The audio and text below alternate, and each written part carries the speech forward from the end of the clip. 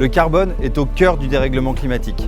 Chaque année, plus de 40 milliards de tonnes de CO2 dues aux activités humaines sont rejetées dans l'atmosphère.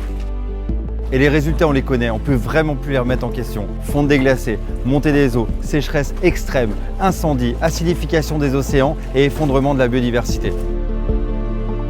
Face à ces menaces, atteindre la neutralité carbone d'ici 2050 est devenu un impératif. Réduire nos émissions ne suffit plus. Il faut aussi retirer le carbone déjà présent dans l'atmosphère, le stocker et parfois le valoriser.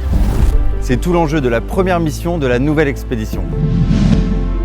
De 2025 à 2026, Energy Observer repartira pour explorer les solutions de la capture carbone. On commencera par la Méditerranée, ensuite on rejoindra les grands ports d'Europe du Nord, la Scandinavie, l'Islande, le Royaume-Uni et on reviendra ensuite à Saint-Malo, notre port d'attache.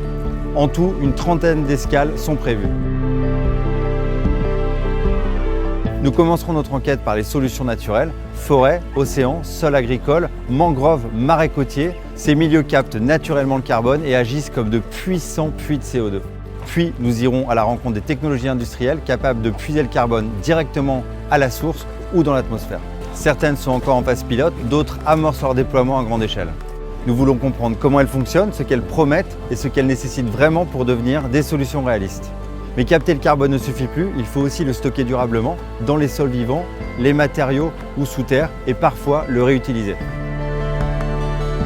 Les objectifs de cette mission sont clairs. Montrer la diversité des approches, de la reforestation à la minéralisation. Interroger leur efficacité, leur viabilité et leur impact réel. Et créer des passerelles entre innovation industrielle et écosystèmes naturels.